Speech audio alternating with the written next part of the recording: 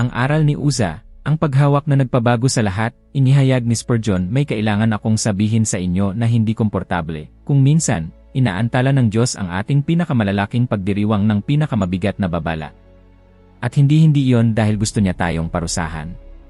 Iyon ay dahil gusto niya tayong iligtas. Nang hawakan ni Uza ang kaban, kaibigan, hindi lang siya nagkamali, ipinakita niya ang isang bagay na naninirahan sa puso nating lahat, ang mapanganib na ideya na magagawa natin ang mga tamang bagay sa sarili nating paraan, at aasahan pa rin ang pagpapala ng Diyos. At ako, si Charles Spurgeon, ay natutunan ito sa pinakamasakit na paraan ng aking buhay. Naaalala ko nang may hapis at linaw ang katotohanang lumilitaw mula sa banal na kasulatan, maaari tayong umawit, magmartsa, tumugtog ng instrumento, magpuno ng mga liwasan, at gayunpaman ay mabibigo sa harap ng Diyos. Nakita ko yon sa prosesyon na yon kasama ang kaban, ang buong Israel ay punang sigla, at sa huli, may pagtangis at kamatayan. Ang aral ay napakasimple na nakakaligtaan natin, ang paggawa ng tama sa maling paraan ay nananatiling kabiguan. Ako mismo ay natuto nito sa sarili kong laman, naniniwala ako na marami rito ang nakararamdam ng parehong pagkadismaya sa dibdib kapag nagsisikap, nagpapawis, nag-ukol ng mga oras at puso, at gayunpaman, ang bunga ay hindi dumarating. Bakit? Sapagkat ang enerhiya at palabas ay hindi pumapalit sa sakripisyo, paggalang, at pagsunod. Gaya ng sinabi ko sa aking mga tala tungkol sa kaso ng kaban, ang mga tamang bagay ay dapat gawin sa tamang paraan, o magiging bigo ang mga ito. Tanungin ang inyong sarili, ilang beses na kayong pumasok sa isang pagpupulong, isang pagsamba, isang mahalagang sandali na naghahanap ng pagpapakita, pag-apruba, o palakpakan, at umalis na pakiramdam ay walang laman. Hindi lamang ito pagmamataas, ito ay isang mapilit na tukso, ang ayusin ang forma at baliwalain ang nilalaman. Hindi tinitiyak ng maraming tao ang pagpapala, hindi ginagarantiyan ng marangyang awitin ang biyaya. At kaya lumilitaw ang mga pagtutol na madalas kong naririnig, ngunit hindi ba tayo dapat magdiwang? Hindi ba kasalanan ang maging masaya? Siyempre hindi. Ang lehitimong pagtutol ay nagiging dahilan kapag ito ay nagiging palusot upang pabayaan ang mahahalagang bagay. Sasabihin ng iba, kailangan nating maging praktikal, kailangan ng mga tao ng damdamin upang manatili. Nauunawaan ko ang alalahanin sa pagpapastor, ngunit hayaan nating ang damdamin ay maging bunga, hindi pundasyon. May mga takot na nagtatago sa ilalim ng mga pagtutol na ito. Marami ang natatakot na ituring na legalista kung hihingi sila ng paggalang, takot na mawalan ng miyembro, na magmukhang makaluma, takot din na ang paghingi ng kabanalan ay magtataboy sa init ng tao. At doon mismo naninirahan ang patibong, pinagkakamalan natin ang takot sa Diyos bilang kawalan ng pag-ibig. Ang takot na hinihingi ng Panginoon ay hindi malamig, ito ay isang buhay na paggalang na nagpoprotekta. Nang hawakan ni Uza ang kaban, hindi isang kilos ng kalupitan ng Diyos ang pumatay sa kanya, kundi ang pagpapakita ng isang banal na prinsipyo na ang ilang mga bagay ay hindi dapat tratuhin ng pabaya. Bakit isa sa palaran ang paglapastangan sa sagrado para sa kaginhawaan? Bakit pipiliin ang pag-apruba ng tao kaysa sa pag-apruba ng Diyos? Nais kong maging praktikal sa inyo, tingnan ang tatlong karaniwang sitwasyon ngayon at kung paano nalalapat ang aral ni Uza.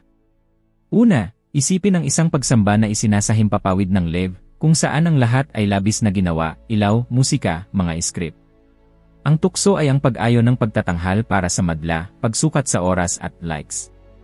Kung ang pamumuno ay tinatrato ang pagpupulong bilang isang palabas at hindi bilang isang pakikipagtagpo sa Panginoon, ang mga forma ay nananatili at ang presensya ay naglalaho. Ikalawa, isipin ang mga ritual ng pamilya, isang kasal, isang binyag na inorganisa ng higit pa para sa palabas kaysa sa pangako. Ang pagmamadali na gumanda ang tingin ay maaaring magpabago sa dapat na maging banal. Ikatlo, isaalang-alang ang mga proyekto ng korporasyong kawanggawa na mga pambungad na bintana ng pagmemerkado na mas nakatuon sa imahe kaysa sa tunay na sakripisyong pagbibigay. Sa lahat ng mga kasong ito, ang tanong na dapat itanong ay, tinuturing ba natin ang sagrado bilang isang sakramento o bilang isang eksena? Ang pagkakaiba ay mahalaga. Paano, kung gayon, ilalapat ang sinaunang aral na ito sa ating mabilis na mga araw? Una, suriin ang inyong motibo. Bago kumilos, tanungin, ginagawa ko ba ito para sa Diyos o para sa akin? Ikalawa, maghanda ng may pagpapakumbaba. Isakripisyo ang isang bagay mula sa inyong sarili, oras, kaginhawaan, pagmamataas, bago hanapin ang palakpak. Ikatlo, kumonsulta sa mga prinsipyong gumagabay sa inyong ginagawa. Sino ang inatasan? Ano ang mga ipinahiwatig na paraan? Kung ito ay pampublikong ministeryo, tiyakin na ang mga tinawag at inordenan ay nasa kanilang mga lugar. Kung ito ay isang sandali ng pamilya, na may paggalang at hindi basta-basta na pag-improvise. Ika-4, isagawa ang pampublikong paggalang, magsanay, mag-organisa, ipaliwanag sa mga naroroon kung bakit gagawin ang mga bagay sa isang partikular na paraan. Ito ay hindi pagiging malamig, ito ay pag-ingat. Ika-5, maging handa na tumanggap ng pagwawasto. Sinisikap ng pagmamataas na itago ang mga pagkakamali, itinatama ng pagsunod ang mga ito. Hayaan niyong buksan ko ang aking puso sa isang pangyayari na nagmarka sa aking buhay sa ministeryo at nagsisilbing babala. Naaalala ko ang araw na nangaral ako sa isang malaking bulwagan, punang bahay, at ang kasabikan ay nadarama, at bigla, ang sigaw at kaguluhan ay sumakop sa silid. Mga taong nasugatan, mga pamilya na nabigla. Iyon ay sumira sa aking kaluluwa. Akala ko natagpuan ko ang pag-apruba ng Diyos sa pulutong at natuklasan ko na ang tila pagpapala ay, sa isang bahagi, ilusyon.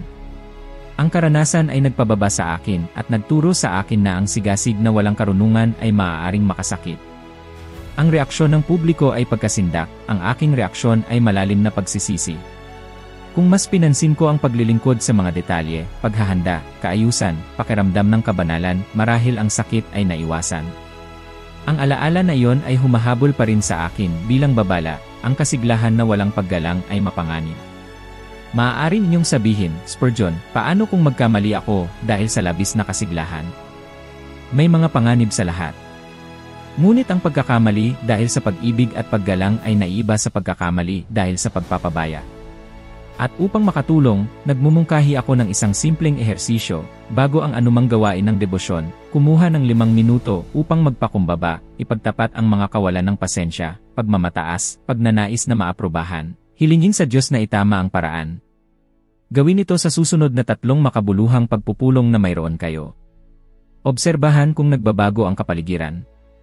Kapag ang layunin ay nilinis, hindi ako nangangako ng palabas, ngunit nangangako ako na magiging mas malapit kayo sa puso ng Diyos. Sa lahat ng bagay, huwag hayaang akitin kayo ng ningning ng sandali. Itinuturo sa atin ng kaban na ang banal ay nangangailangan ng pag-ingat. Hinubog ako ng kasaysayan upang maunawaan ko, ang paggalang ay isang lunas para sa pagmamataas. Laging bumalik sa tanong na ito, ginagawa ko ba ang tama sa tamang paraan? Kung sasagutin niyo ng may katapatan, marahil ay matutuklasan niyo na ang pagpapala na hinahanap niyo ay naghihintay lamang sa inyong pagsunod.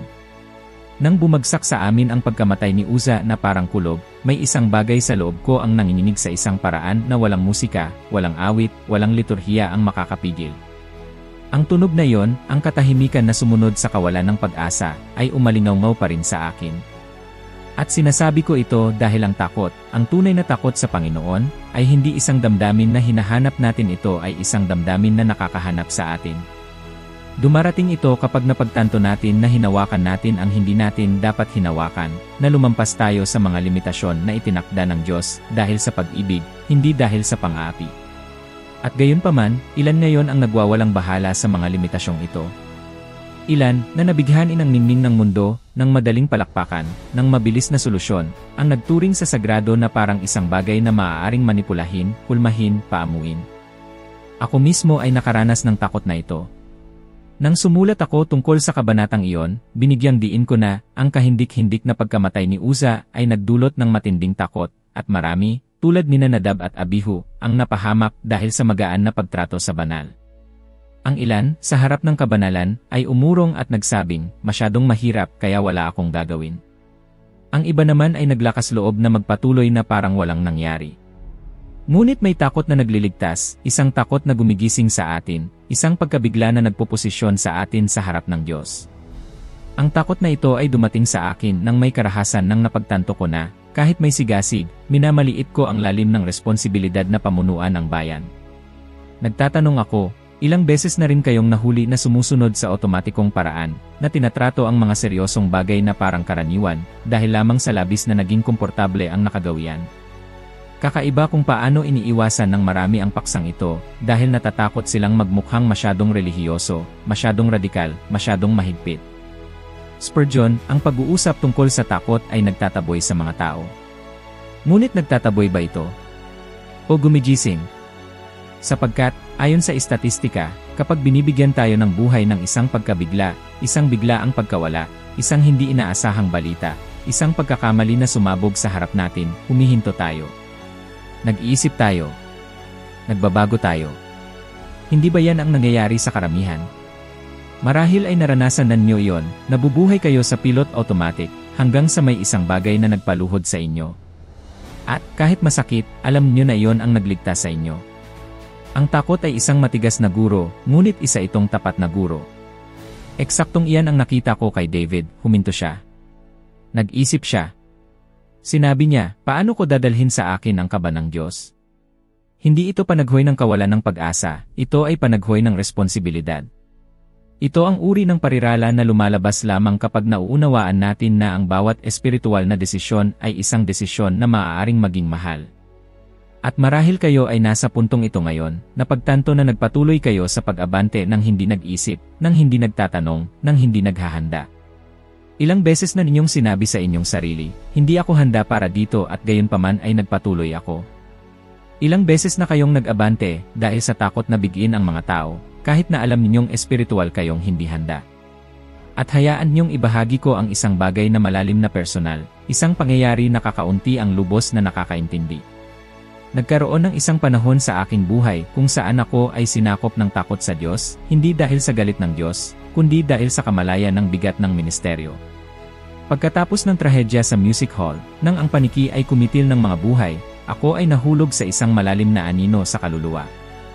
At, sa ilang panahon, natakot akong bumalik sa pulpito. Hindi ito kahihiyan, hindi ito kaduwagan, ito ay takot.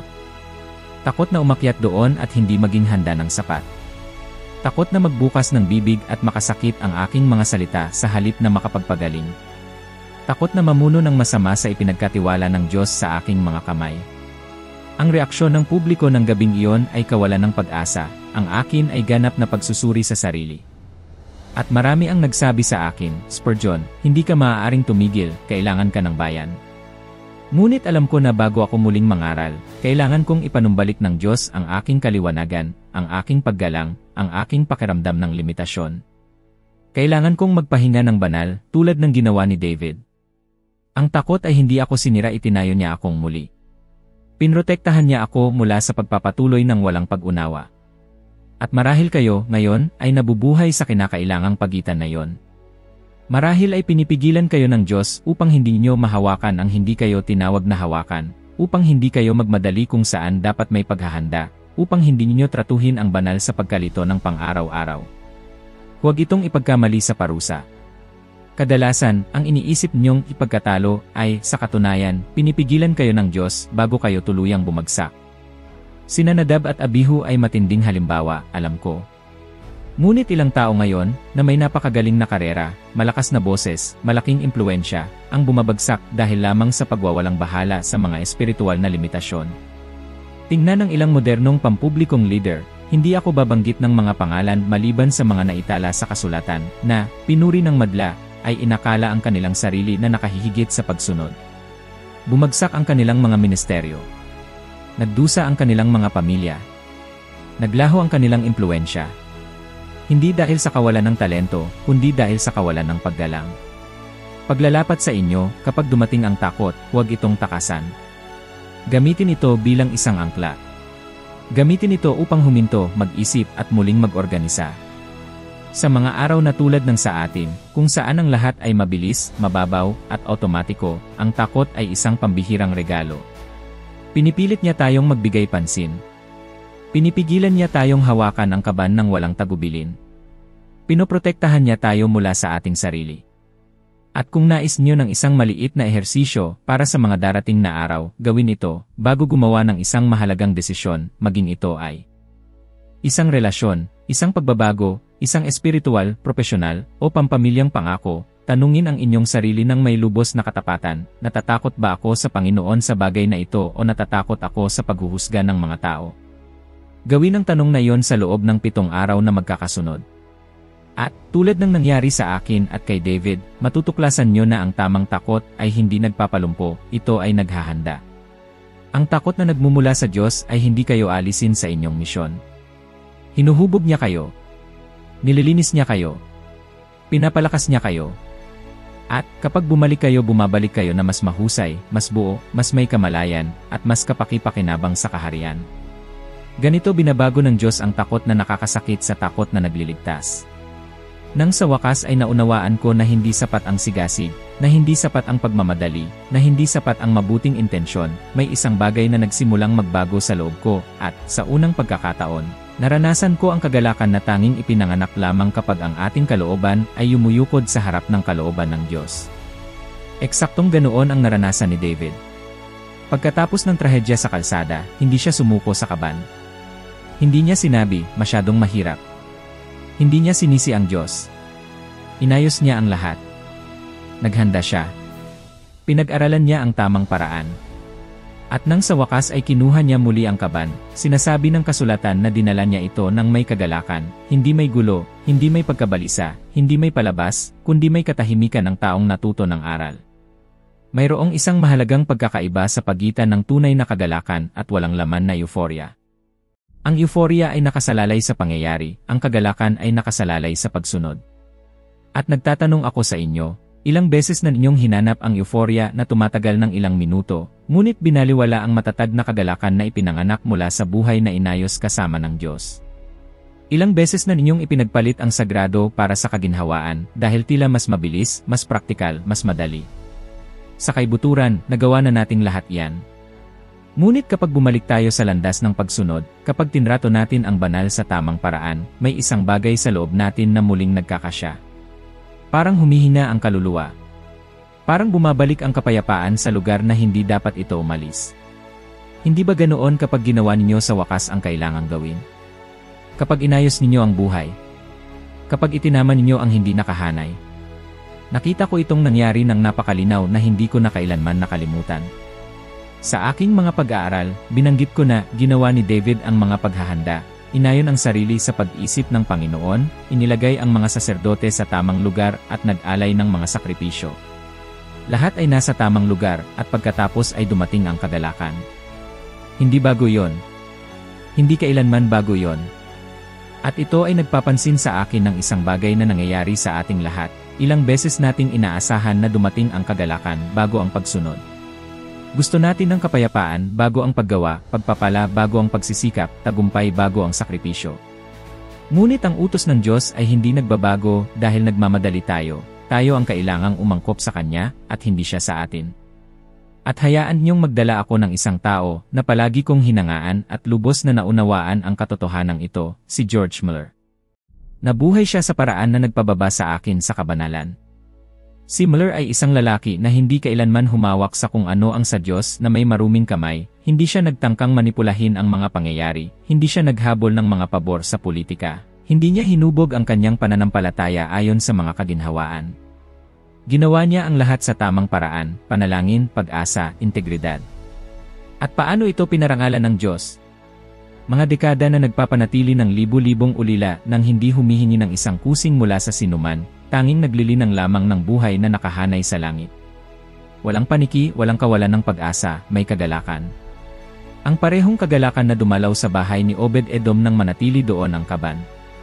Ang kagalakan ng taong lumalakad ng may pagkakasundo sa banal. At nagtatanong ako sa inyo, hindi ba yan ang hinahanap niyo? Hindi ba yan ang nais ng inyong kaluluwa sa mga tahimik na oras? Dahil ang bawat tao, sa isang punto, ay napagtanto na ang tila kagalakan, ang mga ilaw, ang tagumpay, ang pagkilos, ay ingay lamang.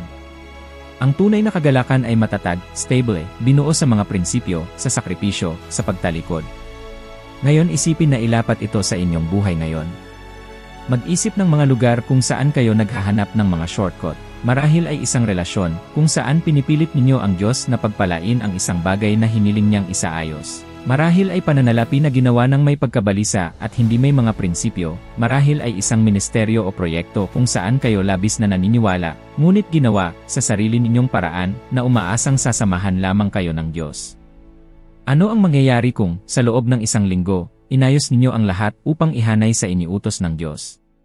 Kung humingi kayo ng tawad sa kailangan, nagtatag ng mga bagong limitasyon, naghanap ng payo, isinakripisyo ang inyong pagmamataas o ang inyong ginhawa.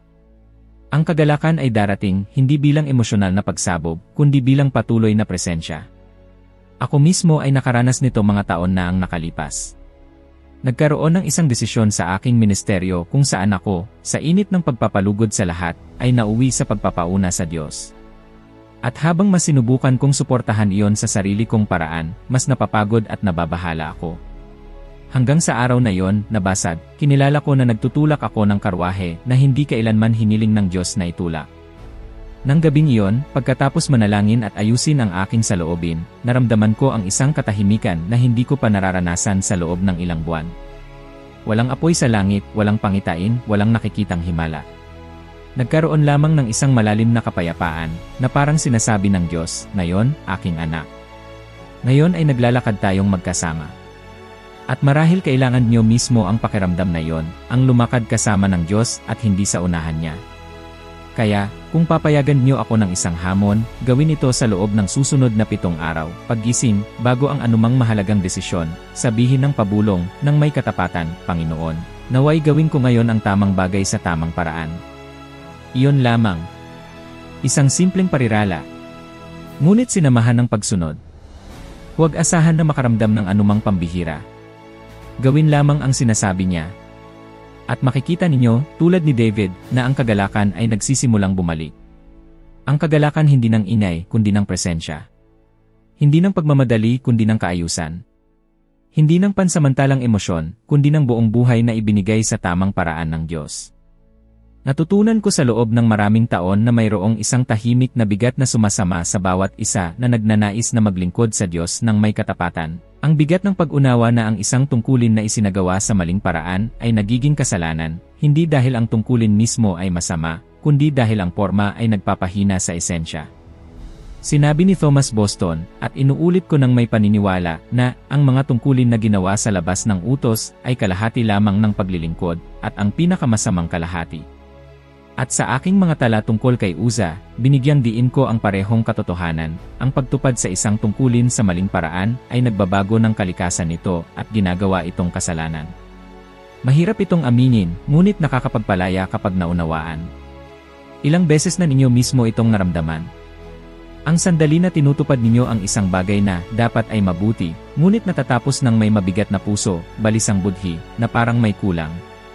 Marahil ay nagkaroon kayo ng isang kinakailangang pag-uusap, ngunit isinagawa ito ng may pagkainis. Marahil ay tumulong kayo sa isang tao, ngunit umaasa ng pagkilala. Marahil ay tinupad niyo ang isang espiritual na pangako, ngunit walang presensya, walang kaluluwa, dahil lamang sa nakagawian. Bakit ito labis na nakakasakit sa loob? Dahil ang Espiritu Santo ay nagpapatotoo sa atin na ang paglilingkod na ginawa ng walang pagsunod ay hindi lamang hindi kumpleto, ito ay may depekto. Ito ay tulad ng pagtatayo ng isang bahay na may magagandang materyales, ngunit sa isang baluktot na pundasyon, hindi mahalaga kung gaano ito kaganda sa labas, ito ay bumabagsak sa ilalim ng sarili nitong bigat. Dito maraming nadadapa, naniniwala sila na sinusuri lamang ng Diyos ang kung ano ang ginagawa natin, samantalang palagi niyang pinagmamasdan kung paano tayo gumagawa. Kaya't tinanggihan ng Panginoon ang handog ni Cain, ang apoy ni Nadab at Abihu, ang paghawak ni Uza, at maging ang mga panalangin ng masasama, gaya ng binanggit ko sa aking mga sulat, ang ilawan ng masasama ay kasalanan, at ang kanilang panalangin ay pag-ungol. Hindi dahil ang kilos mismo ay ipinagbabawal, kundi dahil ang puso na gumawa nito ay wala sa ayos. At hayaan niyong magtanong ako ng walang paligoy-ligoy, ilang gawan niyo, kahit na tama, ang isinagawa ng may maling espiritu. Ilang beses na ninyong sinubukan na ayusin ang isang bagay sa Diyos sa pamamagitan ng pag-aalok ng mga aktibidad, pagsisikap, mga tungkulin, ngunit walang pagsisisi, walang pagpapakumbaba, walang pag-asa. Alam ninyo na ito ay totoo, sapagkat sa pagtatapos ng mga sandaling iyon ay walang kapayapaan, walang kagalakan, walang presensya. Mayroon lamang pagod, pagkadismaya, at isang malalim na pakiramdam ng kawalan. At nangyayari ito sa halos lahat sa isang punto ng buhay, ito ay estatistika, tao, at espiritual. Nais kong ibahagi ang isang bagay na malalim na makabuluhan na naranasan ko noong bata pa ako, dahil ito ay tiyak na humubog sa aking landas. Ako ay isang binata lamang na may 15 taong gulang, balisa, may kamalayan sa aking kasalanan at hindi makahanap ng pahinga. Nagpagala-gala ako mula sa simbahan, patungo sa simbahan sa paghahanap ng liwanag. Hanggang sa, isang malamig na umaga, pumasok ako sa isang maliit na Primitive Methodist Chapel sa Colchester. Ang mga ngaral ay hindi mahusay magsalita, sa katunayan, siya ay halos walang kasanayan. Ang kanyang sermon ay walang istruktura, walang tula, walang teolohikal na katumpakan. Ngunit may isang bagay doon na nagpabukod sa kanya, ginawa niya ang tamang bagay, sa tamang paraan, na may tapat na puso at lubos na pag-asa sa Diyos. Sa isang tiyak na sandali, lumingon siya sa akin, literal na sa akin, at ipinahayag, "Binata, tumingin ka kay Kristo. Tumingin ka at mabuhay." Ang simpleng taong iyon ay ginawa ang hindi nagawa ng maraming dakilang mangangaral. Isinagawa niya ang katotohanan ng may pagsunod. Hindi ang kanyang kakayahan ang nagligtas sa akin, ito ay ang paggalang kung paano niya ipinadala ang salita. At sa sandaling iyon, ang liwanag ay sumikat sa akin. Ang aking bigat ay nahulog. Ako ay isinilang muli, binago, ginising sa espiritual na buhay. Lahat ay dahil naunawaan ng isang tao na hindi sapat ang iparating ang tamang mensahe, kailangan itong gawin sa tamang paraan. Ang pangyayaring ito ay nagpapaisip sa akin kung ilang beses nating minamaliit ang epekto ng paggawa ng mga bagay sa tamang paraan. Ilang tahanan ang nawasak hindi dahil sa kawalan ng pag-ibig, kundi dahil ang pag-ibig ay inaalok ng may pagkamarahas, malayo, nagmamadali. Ilang relasyon ang nalunod hindi dahil sa kawalan ng katotohanan, kundi dahil ang katotohanan ay sinabi ng may katigasan at hindi may biyaya. Ilang ministeryo ang naghihirap hindi dahil sa kawalan ng trabaho, kundi dahil ang trabaho ay ginawa ng may pagmamataas sa halip na may pagpapakumbaba. Pag-isipan ng isang bagay na napakasimple, ngunit malalim na humaharap, kung kahit ang ginagawa natin para sa Diyos ay maaaring maging kasalanan kapag binabaliwala natin ang paraan ng Diyos. Hindi ba dapat nating tratuhin ang bawat desisyon ng may higit na kaseryosohan? At higit pa, kung ang Panginoon ay labis na nagmamalasakit sa kung paano, hindi ba dapat nating ibaluktot ang ating kalooban, magpabagal, magrepaso, maghanda, at magpabanal bago kumilos? May mga tao na gumugugol ng mga taon sa pag-uulit ng parehong espiritual na pagsisikap, mga panalangin, mga pangako, at hindi kailanman nakakakita ng pagbabago dahil patuloy silang nagpipilit sa sarili nilang paraan. At marahil iyan mismo ang nangyayari sa inyo, hindi kayo pagod sa paglilingkod sa Diyos, pagod kayo sa paglilingkod sa Kanya sa maling paraan. Kaya, hayaan niyong akayin ko kayo sa isang maliit na praktikal na ehersisyo, simple, ngunit makapangyarihan, bago ang anumang gawain na kinabibilangan ng espiritual na responsibilidad, maging ito ay humingi ng tawad. Magsimula ng isang pagbabago, maglingkod sa isang tao, gumawa ng isang kritikal na desisyon, magpahinga ng 30 segundo at magtanong, ginagawa ko ba ito ayon sa aking udyok o ayon sa mga prinsipyo ng Diyos? Ulitin ito sa loob ng 3 araw na magkakasunod. Magugulat kayo sa kaliwanagan na darating, ang kapayapaan na usbong, at ang kagalakan na babalik sa simpleng katotohanan ng pagsunod bago kumilos. Dahil, sa huli, ang dakilang aral ni Uza ay ito, ayaw ng Diyos ng kalahati ng inyong paglilingkod. Ayaw niya ng inyong kasiglahan lamang, inyong enerhiya, inyong talento. Gusto niya ang inyong puso na nakahanay sa kanyang pamamaraan. Kapag ginawa ninyo ang tamang bagay sa tamang paraan, ang pagpapala ay hindi lamang posible, ito ay hindi may iwasan. Kapag ginawa ninyo ang tama sa maling paraan, ang pagkawasak ay hindi parusa, ito ay kahihinatnan. At ito ang pag-unawa na nagbabago ng mga buhay, nagpapanumbalik ng mga pamilya, nagpapagaling ng mga ministeryo, nagpapasigla ng pananampalataya, at nagpapanatili ng isang buong kaluluwa sa loob ng mga dekada. Hindi ito tungkol sa perpeksyon. Ito ay tungkol sa pagsunod. At ang pagsunod na iyon, kapag niyakap, ay nagpapagaan sa tungkulin, nagpapalinaw sa daan, at ang presensya ng Diyos ay nadarama sa bawat hakbang. Gawin sa kanyang paraan. At makikita ninyo ang pagkakaiba.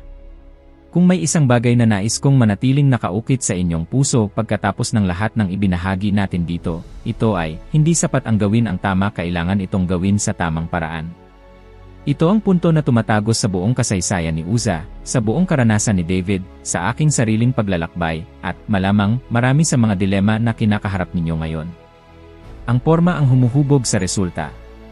Ang pagsunod ang humuhubog sa tadhana. At kapag inihanay ninyo ang inyong buhay sa paraan ng Diyos, hindi lamang ninyo iniiwasan ang mga pagkatisod, nag-aalab kayo sa inyong sarili ng kagalakan at lakas na hindi kayang patayin ng anumang pangyayari. At dahil naglalakad tayo ng magkasama, Nais kong sabihin sa inyo na ang video na lumalabas ngayon sa inyong screen ay ang susunod na natural na hakbang sa paglalakbay na ito. Doon kayo akyat sa mas isang baitang sa inyong ebolusyon ng karunungan, na nagiging 1% na mas mahusay kaysa sa inyo ngayon, mas malakas, mas may kamalayan, at mas handa na isabuhay ang inilagay ng Diyos sa harap ninyo. Maraming salamat sa inyong pagsama sa akin hanggang dito. Hinihintay ko kayo sa susunod na video.